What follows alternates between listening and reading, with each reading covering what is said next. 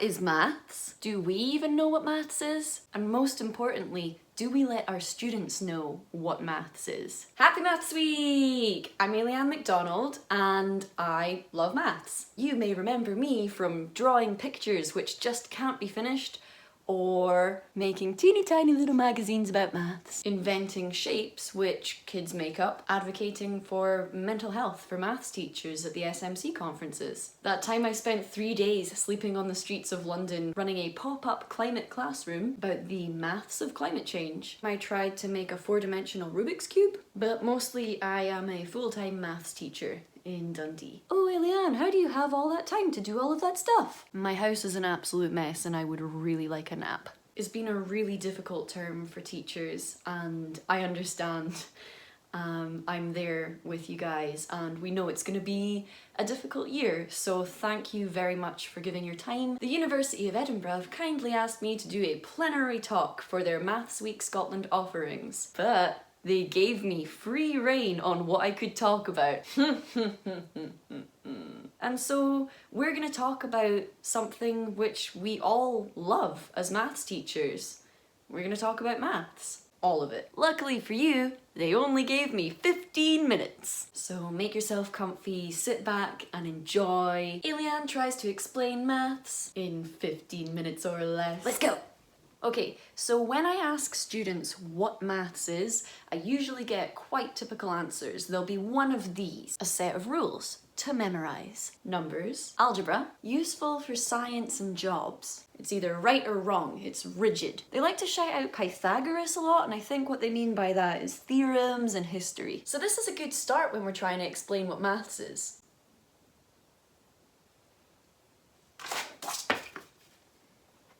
So let's go through these things and see if we can't add to these. Let's start with a set of rules to memorize. I don't disagree. There is definitely rules to learn in maths, and it's helpful if you memorize them, but don't forget to break them. For example, come closer. Numbers. Let's start with a number line. We've got the natural numbers here, and let's include 0. Why not? Don't worry, I will see myself out. So the natural numbers worked well enough for a long time. 0, 1, 2, 3, 4. There's infinitely many of them. But can we use the natural numbers to then break out of that number system? Let's break this rule. Here we go. 2 take away 3. Now we're in the negative numbers. Welcome to the integers. -1. The integers, clearly and obviously labelled Z. And if you think about it, what we've done there is absolutely amazing, because we have taken a number line which had infinitely many numbers in that direction. Now it's got infinitely many numbers in that direction, so it's got twice as many numbers, but it still only has infinitely many numbers. So boom, different sizes of infinity. I may be getting ahead of myself. Can we again use the integers to break out of this number system? Let's break the rules. Here we go, 2 divided by 3. Now we've got numbers between the numbers. How many? Infinite many. Since these numbers show the ratio between two numbers, let's call them rational. It makes sense. And obviously let's label that Q. Now that we have infinitely many numbers between the numbers, surely you'd think we've completely filled up our number line. But no, there's still some gaps that we can work on. For example, numbers which can't be written as fractions. Name your favourite one now. Okay, Chris Smith, this one's for you. Pi, there we go. Other irrational numbers are available. And now we've entered the realm of the real numbers, named R, because we're keeping it real. And thus fills in our beautiful number line. You'd think, excellent, we are done. But no, mathematicians, ever the rule breakers, said, what if there was a number that was, here on the number line? That's right, we've got 2-dimensional numbers. So now we have I, a made-up number, an imaginary number which doesn't even sit on the number line, which mathematicians used to solve a problem that foxed them, which now has real-world applications in engineering. Why do we not love maths? This is by no means where the number systems end. We got things like hyperreals and transcendental numbers, but it is where our number chat is going to end, because we have 15 minutes to describe all of maths. This brings us to algebra, which is really useful because it allows mathematicians to make sweeping generalizations about numbers which are actually right. For example, what happens when you multiply 2 odd numbers together? You get another odd number. Okay, but like we've got infinitely many numbers. Did you check that that happens for all of the odd numbers? Yep, It took me 3 lines of working and I checked infinitely many numbers. Algebra, the language of maths. I have lost the blue tack. Aha! Is it really a talk about maths if you don't have a proof in there? Okay, we need to go over here now. I might need a chair. Okay, welcome to Pythagoras. Theorems in history. He neither discovered nor proved his theorem, so I think we've actually grown out of naming Pythagoras' theorem for 2 reasons. Most theorems in maths aren't actually named after the people who discovered them. That's called Boyer's law, not discovered by Boyer, which means we're making a choice to name pretty much everything in maths after old, dead Greek guys. And let's just have a quick Google of famous mathematicians and see what we notice. Yeah, when you go to name a famous mathematician, we got like Euclid, Euler, Pascal, Fermat. This is a decision to perpetuate a biased view of maths history and who is included in maths. And stereotype threat is a real thing. I'll put links somewhere. If this is what you think of as a mathematician, how are you supposed to become part of a community that just doesn't represent you at all, doesn't look like it includes you at all? I feel so lucky to work in a country where part of my curriculum is to challenge discrimination. Now, I'm not saying take down all of your favourite mathematicians. I love Euclid as much as the next person. Are you kidding me? But let's let our pupils know that there's a whole maths community out there, which includes literally everyone. We got Mary Jackson, NASA scientist, idol of mine. We got mathematicians with red hair. We got mathematicians with blue hair. We got mathematicians with curly hair. We got naked mathematicians. We got mathematicians who fight in the UFC. And we got mathematicians in top positions who fight for equality. This is Dr. Neera Chamberlain, has an amazing blog called The Diary of a Black Mathematical Modeler. So mathematicians these days can actually be anyone, and you know that, and I know that. Are we letting our kids know that? Does the way that we teach maths let people know that this is what a mathematician looks like? And if we're forcing people to learn one specific narrow view of history, which isn't even accurate to where the maths came from, then we're doing our pupils a disservice. We need to decolonize maths. Okay, let me get down off my high chair. Secondly, there's more of a logistical issue to naming most things in maths after certain historical figures. A lot of different things get named after the same people. I read a really cool article about this the other day, and it's not helpful to people who are trying to learn maths. If you think about chemistry, for example, the name of a chemical compound will give you some sort of clue. The nomenclature lets you know something about what you can expect from that chemical compound. In maths, the name isn't going to help you out with what you're actually learning. Okay, let's go over here. Okay, now we're at the part where kids tell me that maths is useful for science and jobs, aka the applied sciences. Now, as a pure mathematician, this kills me inside. But luckily I know loads of really amazing people who do work in the applied sciences and make it sound actually quite fun. Hello, my name is Hannah Wright and I work as an engineer in ocean research. Using fluid dynamics is extremely important to the work we do in designing new autonomous underwater vehicles and cutting edge oceanographic sensors to help us learn more about our oceans. Hi, I'm Amy. I'm an astrophysicist, and so I use mathematics to build fluid dynamics computer models and simulations to understand and study the formation and the motion of dust clouds in the atmospheres of brown dwarfs and exoplanets. So obviously maths has a little love triangle with physics and engineering, the 3 mathsketeers, if you will, or if you won't, I'm sorry. But all of the sciences are welcome, and they all seem to really like fluid dynamics, and who can blame them? I am always stoked for fluid dynamics, which is essentially just calculus and the interdisciplinary options are endless. I found out about something called computational anatomy the other day. It's amazing. It's like really heavy on the manifolds and making meshes to model body parts. And wait, has nobody mentioned geometry yet? I am so glad that I decided not to join these all together with string, because I sure would be in a tangle. Okay, let's go down here.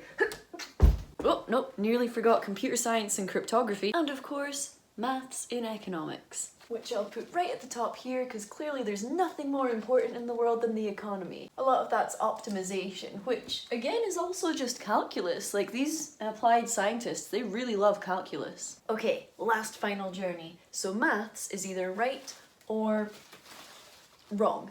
It's rigid.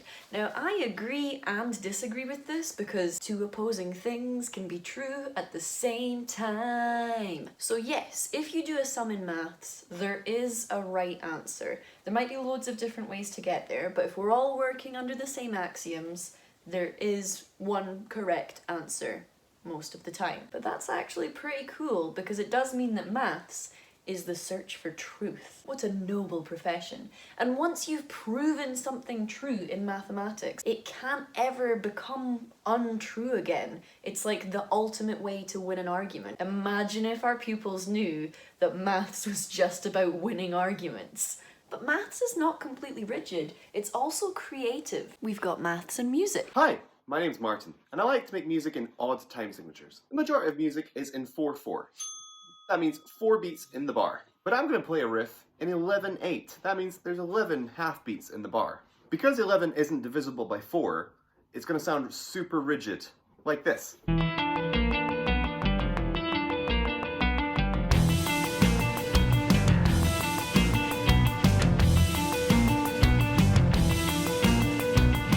However, if I have the drum's accent every 4th beat, after 4 bars of 11, it will resolve. Because math rock.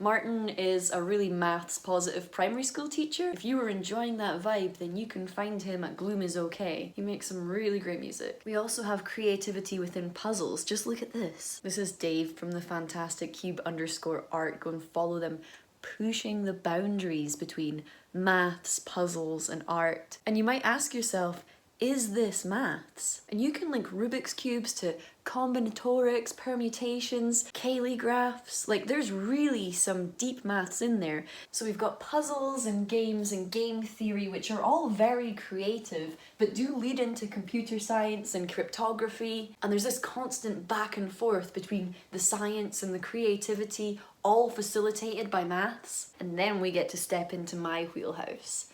Maths and art. And here's a video of me doing a generative piece of art where basically I've made up a set of rules and I'm just rolling some dice. I only had poker dice available to grow a picture, and it comes out looking like a tree. I really enjoyed that. And you might ask yourself, is that maths or is it art?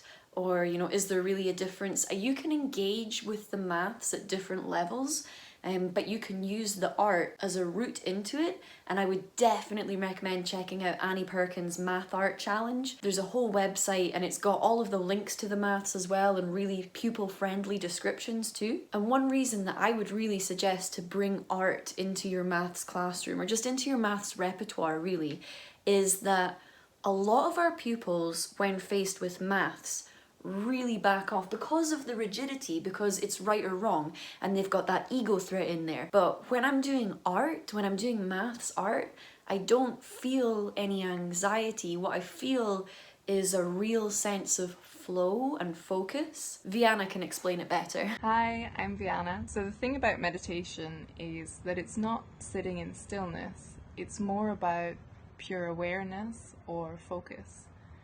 So a good example of this could be whenever you're really present with something or fully immersed in a task, whether that is something like yoga or mathematics, that could be considered a meditation, and that's because of the uninterrupted flow or focus. And you might think that that's really like wishy-washy and airy-fairy, this idea of flow, but actually it's not. Flow is a really well-researched concept. American-Hungarian psychologist Mihaly Csikszentmihalyi, he defined flow, and he says that there's certain activities that put us into a flow state, like juggling, martial arts, and maths. And the only reason I know that is from Education Bookcast, which is an excellent podcast you can listen to on your way to school. And it's kind of like a cheat sheet for really well thought through educational theories that you should probably know about. But none of us have time to read entire books. And within the maths community, there's so much to look at. We've got Pat Ashworth, who's a mathematician. Yeah, mathenitician, as in she knits maths. Here's a knitted knot. And knot theory and braid theory, they're still really emergent in maths right now. There's not a lot known about them. I wasn't even expecting that one. And as Marion Dingle pointed out, this is maths. And you should definitely follow her on Twitter. Alison Martin makes these woven structures and recently really caught my eye with these interwoven bamboo springs. The craftsmanship in that is an art right there, but just imagine what that kind of technology could be used for. And look, you can shine a light through it and basically get a 2D projection, and it's still awesome. The maths hidden in the shadows. Henry Segerman uses maths art to kind of move between the dimensions and give you a better conceptual understanding of different spaces, hyperbolic space, projections. And this is relevant because it is literally how we see the world. Like, the world is not 2D, it's not flat, it doesn't look like this. We made a mathematical decision on which projection to use, and that projection really distorts our view of the world. Look at this is truesize.com. And you can pick up countries and move them about and have a look. Hi, we're the UK, we're so small. Let's move us towards the equator. Oh my gosh, oh no, we're tiny. And then if we take a country closer to the equator, like Democratic Republic of the Congo, and move it up here, and it's like the size of Norway, Sweden, and Finland all joined together. Hannah Fry did an amazing talk on different projections that we could have used for the world, and I think the most true to form is an Euler spiral, which is different from an Euler characteristic and also Euler's identity. And finishing off our art section, we've got Emily Garfield, who does this really cool like watercolor imagined maps and then makes ideas of what self-drawing maps would look like. What are the implications for city planning with algorithmically self-drawing maps? So here's maths. I'm sure I've missed some stuff out, but a really good question would be, how can maths be all of this? This is a lot of things. And that's because maths itself, maths is not a thing. The maths was inside you all along. Maths is a lens through which we view the world. And we can use it to see all of this extra layers of beauty. That's something that I really love about maths, is life is so short, and that sucks. If you know where to look, life can be infinitely detailed. But how we look at the world changes how we act in the world. And when we look at the world, we use maths. And especially these days with big data, and we use it in ways that we don't always understand. Cathy O'Neill points out in her book Weapons of Math Destruction that we've gotten to a point now where we've got runaway algorithms working in a feedback loop that are having real life implications on the world. For example, PredPol, the predictive policing algorithm, which we now use in the UK, we know it will send police to patrol in predominantly black neighbourhoods more often because the data it's operating on was already flawed. And we hold maths as a completely subjective thing that you can't argue with, but how you use maths is incredibly creative. So we need to make sure that our pupils understand the implications, they see maths from all of these different angles, and a more mathematically literate world can only be a better world. Ultimately, we need to get our pupils connected with the maths which gets them excited and works for them, because what our pupils think maths is and who gets to decide what maths is shapes not only how we see the world, but the world itself. And with a subject so diverse and a community so diverse, there really does exist maths for all. Thank you, Maths Week Scotland. Good night.